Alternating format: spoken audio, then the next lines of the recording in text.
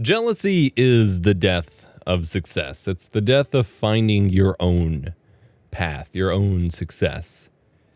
And I've experienced this firsthand. I've talked on all of my channels at various different points about my original quote-unquote big break with YouTube, which involved getting a dual commentary with one of the bigger Call of Duty channels at the time. Someone who wasn't much older. Actually, he may have even been younger than he was younger than I was at the time. He was 16.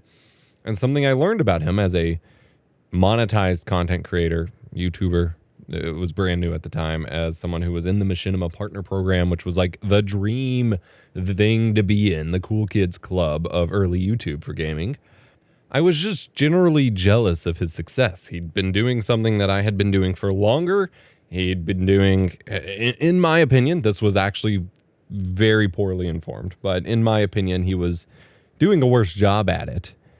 And yet he had a ton of subscribers and very active subscribers where he'd do game night lobbies and they'd always be pumping. And he was in Machinima. All these things that I had spent years already, like a couple years, wanting to do, but being a teenager and having no clue how to achieve it and not having that kind of dude bro personality that he did to attract that kind of audience, I was jealous of it. And I was grateful for the opportunity I was given. I had barely known the dude, but, grateful for the opportunity I was given to participate in this dual commentary format, to collaborate with him and to, be exposed to his audience, to have a chance to grow my own. And it was great. But it immediately, I would argue, in many ways, kind of killed that channel that I was growing at the time. I got in my head too much. I was too obsessed with this arbitrary level of success that I had become envious of, I had become jealous of, and was no longer sticking to my goal. You see, prior to that point, I'd always been a kind of variety gaming YouTuber of sorts. I'd grown up, watching skits in the very first little YouTube videos. And so I was doing my own goofy, cell phone videos, which were, 144p, 240p, 360p at the time, doing goofy little phone skits and whatever Windows Movie Maker skateboarding montages and Halo Combat Evolved PC edits I could do, at 10 frames a second. And then as I discovered the gameplay commentary scene, as it became a thing with C. Nanner's Hutch and so on, I had kind of involved that in my format, but I'd always been a little variety. I was recording Halo, I was recording whatever game, Minecraft, whatever game I was playing at the time. Keep in mind, I started Minecraft back in 2009. I was recording whatever I was doing at the time, whatever I was doing with my friends. I would try regular series of games I've played recently, which would just be, a set of, instead of a pickups video, it's just a here's what I've been doing kind of video, that sort of thing. I did a ton of different things. And once I got latched onto this dude, the audience that he brought to my channel, which got me my first, over my first big 1,000 subscriber bump or something, which is a big deal when you're really starting out and working at it. And especially having spent by this point, I was on the channel. It was called Ted Demolisher with Leet Speak, super embarrassing, whatever. It's now my Epos Vodge channel. By that point, I had spent multiple years on YouTube. Now, granted, it wasn't something I treated like a full-time job. It wasn't something I was honing my craft at. I started my first channels just uploading random clips from my phone and from things that happened at school. I had a channel where I re-uploaded Red vs. Blue clips because the main official Rooster Teeth uploads were too congested for a lot of people to watch, so the re-uploads were actually easier to watch. Red vs. Blue, RB and the Chief, things like that. I had multiple channels. None of it was taking it very seriously. It was always just there's this new thing. I can press an upload button. Let's see what this does. I used to have a lot of clans in my PC games on a service called Xfire, which was very ahead of its time. It had many of Steam's current big features, as well as its own video service for uploading clips from your games.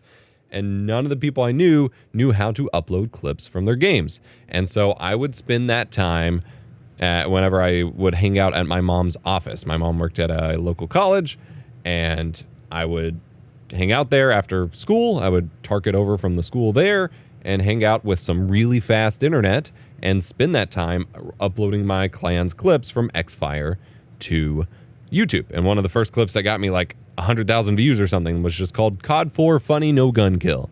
And it was just the quote unquote default weapon in COD 4, which is just a finger gun. But no one had really known about it on a mainstream level, so it was like worth watching, I guess, just for 5 seconds of pew pew, and that was it.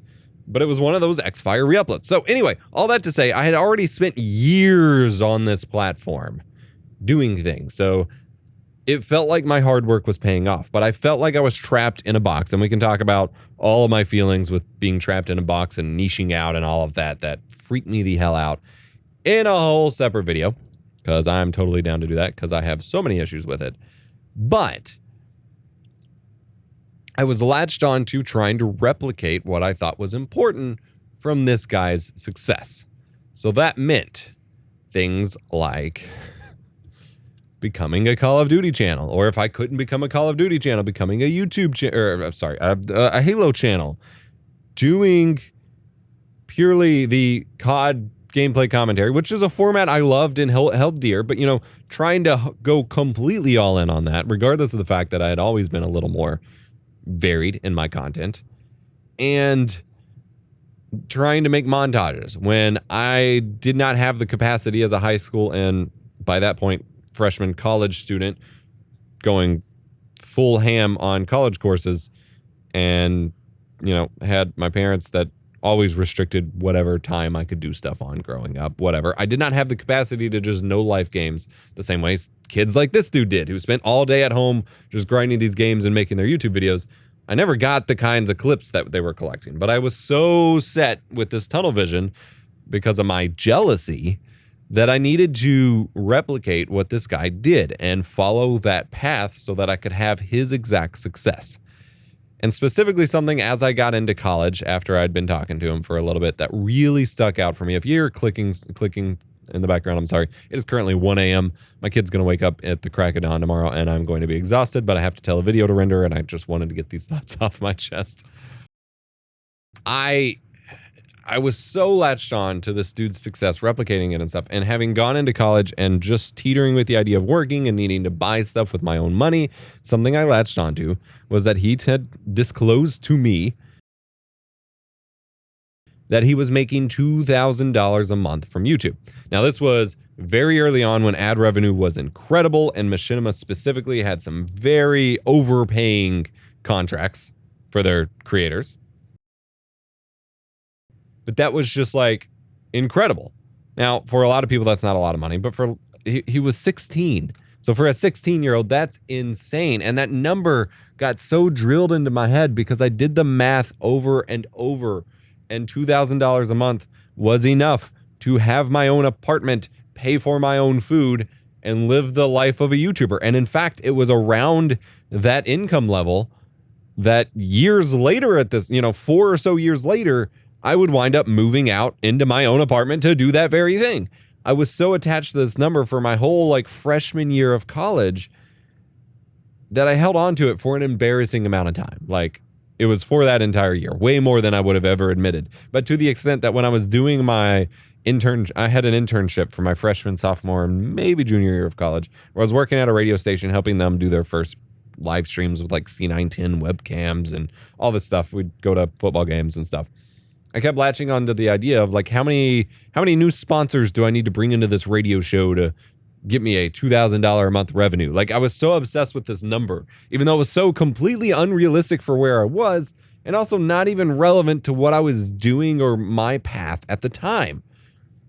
And it ruined me for a little bit there. I burned out so hard on the only thing I cared about at the time.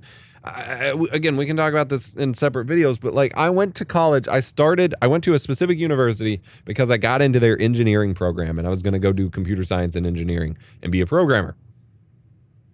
That school being notorious for barely passing anyone, even the people who do great, combined with me just really burning out and not giving a crap about programming, ADHD being undiagnosed, keeping me from caring too much about any of it, whatever. I then changed programs before I started my freshman year to their just communications program, because I was I want to learn stuff for YouTube. Except for at that university, the communications program was only for the football players. And then I'd eventually end up transferring schools entirely. But that YouTubing and what I was doing there was the most important thing in the world to me in terms of like career, job, hobbies, whatever.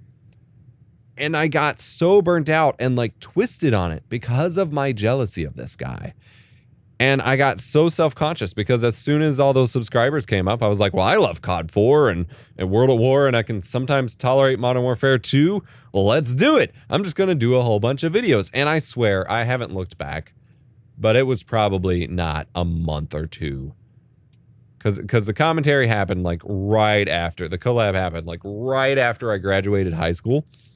It was during that summer. And it wasn't a month or two into my freshman year of college, which I was, you know, a fish out of water, big university, in over my head, deer in the headlights with all of that, lots of stress with very dramatic breakup and toxic situation with my abusive ex I was with at the time, all sorts of stuff. But I was just, you know, it was only a month or two, and I was like, I can't just grind Call of Duty anymore. I have other interests. I want to keep pursuing them. And basically just told all those subscribers to just heck off. I was just like, all right, I'm going to post Halo now. I'm going to post literally whatever you watch the least and burn all of you. Which is not how you handle that, even if you don't want to get put in a box. It just was not the right call. And it took me quite a while to recover. And I arguably could trace my entire damaged relationship with gaming and creating gaming content all the way back to that moment.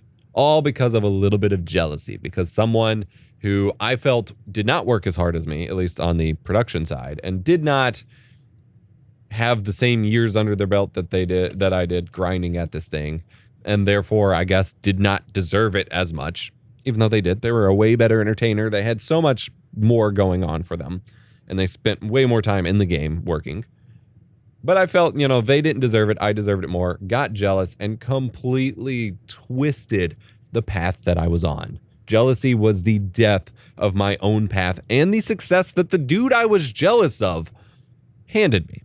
Now, there were some other elements at play. I was very used by the guy. He clearly saw something in me that I did not see or understand.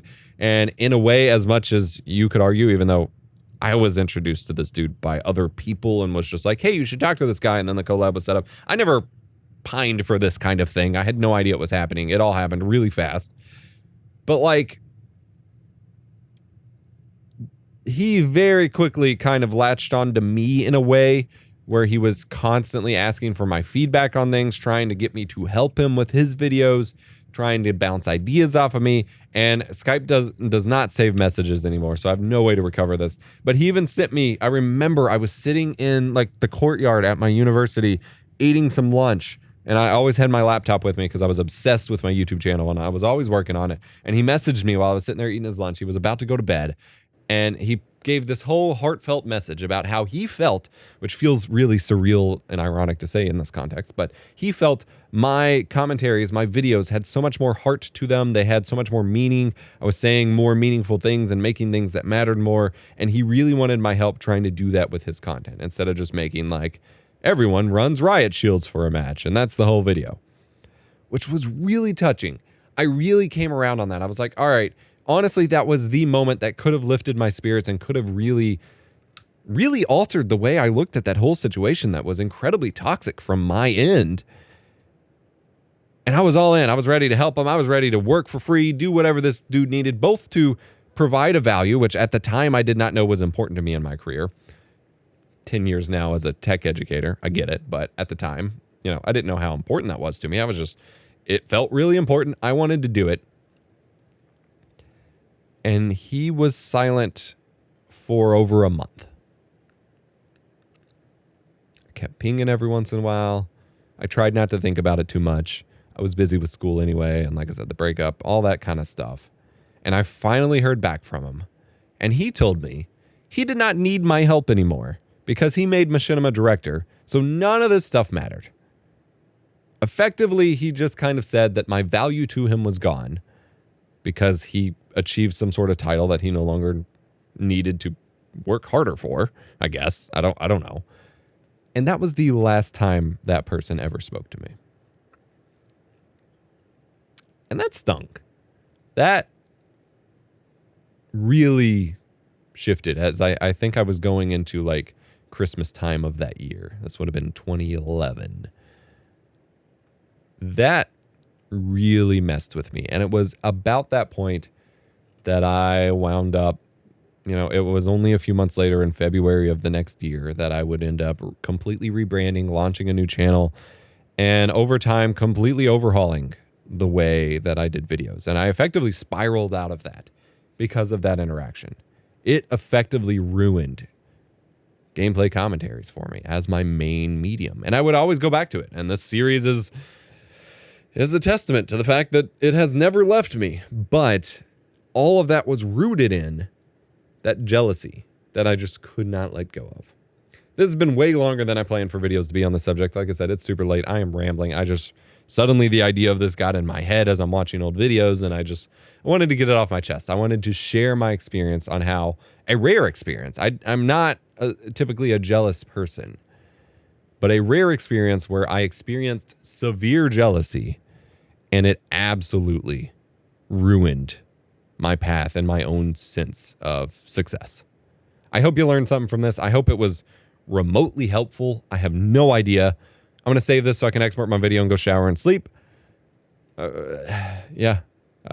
got podcasts up, email, and Google form in the description if you want to ask questions and get some topics going. I super appreciate your support on the series. And remember to be kind, rewind.